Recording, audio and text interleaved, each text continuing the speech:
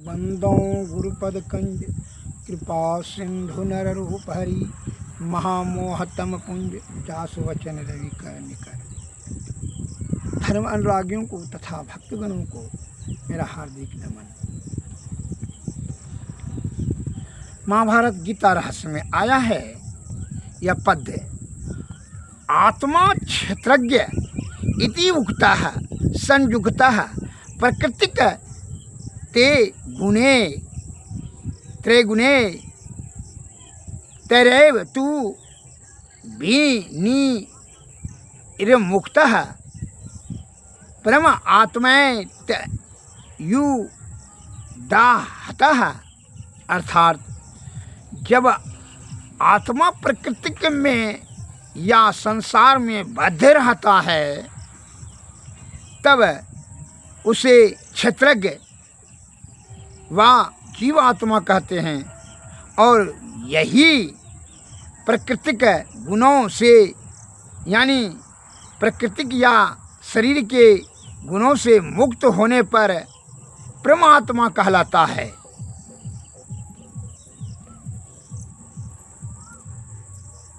यह जब जीवात्मा जब शरीर संसार बद्ध रहता है तो उसे क्षेत्रज्ञ अर्थात जीवात्मा कहते हैं, और वही जब प्राकृतिक गुणों से यानी प्राकृतिक या शरीर के गुणों से मुक्त होने पर जब मुक्त हो जाते हैं उसे परमात्मा कहते हैं। इसका एक लघु कथा के माध्यम से मैं देश दुनिया वासियों को, जैसा कि संत महात्माओं के शब्दों में आया है, उन्हीं के आधार पर मैं वक्तव्य रख रहा हूँ। एक महात्मा से एक व्यक्ति ने जिज्ञासा की कि परमात्मा और जीवात्मा में क्या अंतर है। प्रश्न किया तो महात्मा जी ने कहा, मुझे प्यास लगी है, मैं गंगा जी का जल पिया करता हूँ, परंतु गंगा यहाँ से 2 कोस की दूरी पर है, अतः प्रथम तुम मेरी तुमड़ी जो कमंडल के भांति रहता है, तुमड़ी में गंगा जल लेकर के आओ, पीने के बाद मैं आपको बताऊंगा। वह व्यक्ति महात्मा जी की तुमड़ी लेकर गया और गंगा जल भर कर करके आया। तुमड़ी महात्मा जी के सामने में रख दी और कहा, लीजिए गंगा जल ले आया। तुमड़ी के जल को देखकर महात्मा जी ने कहा, यह तो गंगा जल नहीं है। उस व्यक्ति ने कहा, महाराज गंगा जल ही है। महात्मा ने कहा, ये मैं कैसे यह विश्वास कर लूँ कि यह गंगा जल है। वह कसम खाने लगा और यह गंगा जल ही है। महात्मा ने कहा, तुम तो सच कहते हो, परंतु गंगा जी में 50 नावें चलती है, हजारों मछलियाँ रहती है, लाखों मनुष्य उसमें स्नान करते हैं, सैकड़ों पर्वत वृक्ष नगर तथा गांव उसके किनारे होते हैं। उसमें जो उनमें से कुछ भी यहाँ नहीं दिखता, तब कैसे विश्वास करूं कि यह गंगा जल है। उस व्यक्ति ने कहा कि गुरुजी, गंगा जी का प्रवाह बड़ा होता है, इसलिए उसमें नावें चलती है, मछलियाँ तैरती है, और उसके किनारे गांव शहर बसे होते हैं, पर्वत आदि होते हैं। तुमड़ी में थोड़ा सा गंगा जल है, इसमें वे सब चीज़ बातें कैसे हो सकते हैं। महात्मा जी ने कहा, इसी तरह जीवात्मा में अगुणता है और परमात्मा में विभुता। परमात्मा अंशी है और जीवात्मा अंश है।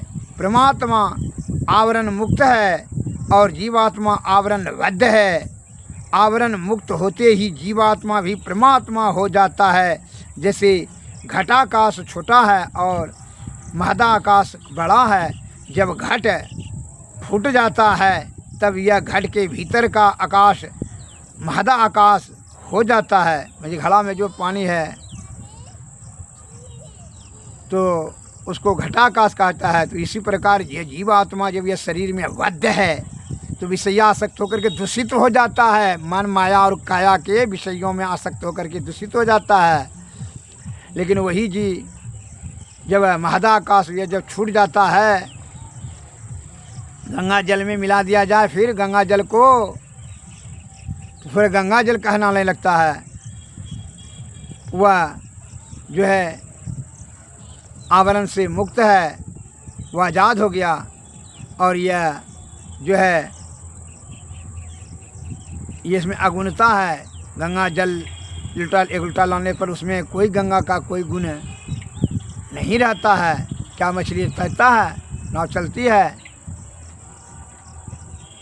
नहीं। तो फिर वो कैसे विश्वास करे? उसी प्रकार यह जीवात्मा जब शरीर और संसार में बद्ध हो जाता है उसको जीवात्मा कहते हैं, और जब वह मुक्त हो जाता है उसे परमात्मा कहते हैं। तो इस विषय पर वह संतुष्ट हुए। दूसरा दृष्टांत में दिखाया गया है, एक मैं उदाहरण देता हूँ कि किसी जंगल में एक महात्मा जी रहते हैं। उनके पास एक व्यक्ति गया और पूछा, हठ जोगी जो बात बनाने वाला है, जो बात नहीं माने, नास्तिक, ईश्वर को नहीं मानने वाला, वह गया, कहता महात्मा जी भगवान है, दिखा सकते हैं? तो उन्हें बड़ा परमात्मा महात्मा जी ने उसे शास्त्र वाक्यों के युक्तियों से समझाया, परंतु उसने माना नहीं। हट करने लगा कि परमात्मा को दर्शन इन दोनों आँखों से करा दीजिए। तब महात्मा जी ने उसे समझाने की दूसरी युक्ति अपनाई। उन्होंने मिट्टी का एक ढेला लेकर करके उसके सिर पर दे मारा और वह रोता हुआ राजा के पास फरियाद लेकर गया। उसने राजा से कहा, मैंने महात्मा जी के जा कर के जो है परमात्मा दर्शन, आँखों से परमात्मा दर्शन की बात हट किया, तो उन्होंने ढेला मार करके हमारा कपाल जो है भांग दिया और उसे दर्द बहुत होता है। महात्मा जी को सिपाही से राजा साहब ने बुलवा करके पूछा कि इसको दर्द बहुत होता है। जब आपको यह भगवान को दिखाने के लिए, परमात्मा को देखने के बारे में हट कर रहे थे, तो आपने इसको माथा फोड़ दिया, सिर में दर्द बहुत होता है। तो महात्मा जी ने कहा, यह कैसे हम विश्वास कर लें कि हम इसका दर्द तो देख नहीं रहे हैं? आप देख रहे हैं राजा साहब, सुन रहे हैं, इसने कहा रहा है तो सुन रहे हैं और विश्वास कर रहे हैं। उसी प्रकार यह जब हम इसको बहुत शास्त्र तर्क से समझाने बुझाने का कोशिश किए कि भाई ईश्वर है, लेकिन इसने जो बात बना करके सभी बातों को काट करके कहा कि नहीं, हमको आँख से देखना चाहते हैं। उसी प्रकार यह हमको अपने आँख से दर्द को दिखा दे तो तब हम विश्वास कर लेंगे, तब हम सजा के भागीदार होंगे। नहीं, वो देखने की वस्तु है। तो कहा जबकि दर्द देखने की वस्तु नहीं है तो परमात्मा देखने की कैसे वस्तु हो सकती है? ईश्वर तो कण कण में समव्याप्त है। वही चीज़ तो मैं इसको समझा रहा था कि यह नेत्रों से जो देखा जाता है, नेत्र तो खुद नाशवान है। यह नाशवान से अविनाशी चीज़ को कैसे देखा जा सकता है? वो तो जीवात्मा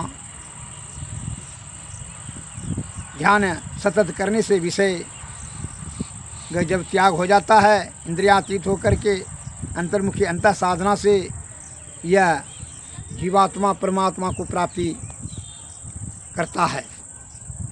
तो यह युक्ति हम ये इसको बता रहे थे कि चित्त और बुद्धि को, ये सूरत को, जीवात्मा को यहाँ बिंदु पर स्थिर करो, अज्ञा चक्र पर, तब जो है सुषुम्ना नाड़ी में ध्यान करो तो यह अंधकार प्रकाश और शब्द मंडल के परे जा कर के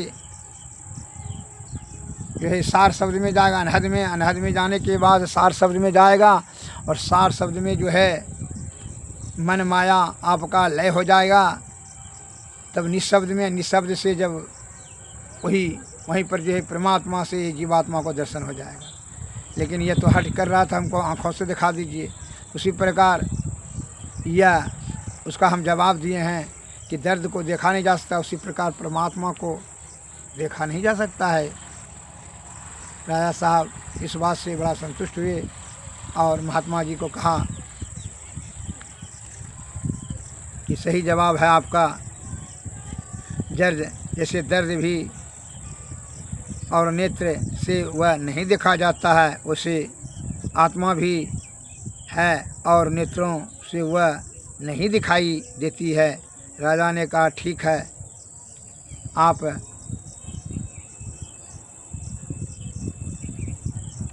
दोनों जाइए।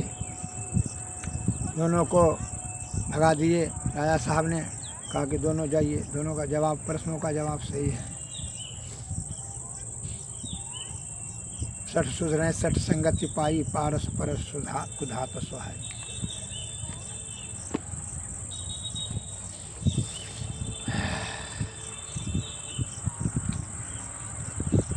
इसलिए संत महात्मा लोग कहते हैं, मान मान मन यह तन तेरा, हीरा रतन अनमोल है। विषयों के पीछे पट पगड़े, विषयों के पीछे पड़ पगले, कर रहा माटी का मोल है। राम कृष्ण यरु ऋषि मुनियों ने इसकी महिमा गाई है। वेद पुराण आदि ग्रंथों में इसकी लिखी बढ़ाई है। कलयुग के भी संत है, जितने सबका एक ही बोल है। विषयों के पीछे पड़ पगले, कर रहा माटी का मोल है। ऐसा यह अनमोल रतन तन प्रभु ने तुमको है दिया। इसको पाकर रे मन मूर्ख, सोच में भला तू क्या किया। जो बीता सो बीत गया दिन, यह कर का कम नहीं तोल है। विषयों के पीछे पड़ पगले, कर रहा माटी का मोल है। सदाचार सत्संग सतगुरु, ये तीनों संबल कर, करहूँ भजन विश्वास तो दृढ़ करी। अंतर मुको हो थिर देकर, ऐसा कर मन मोल बचाल। साही यह जो चोल है, विषयों के पीछे पड़ पगले, कर रहा माटी का मोल है। श्री सद्गुरु महाराज।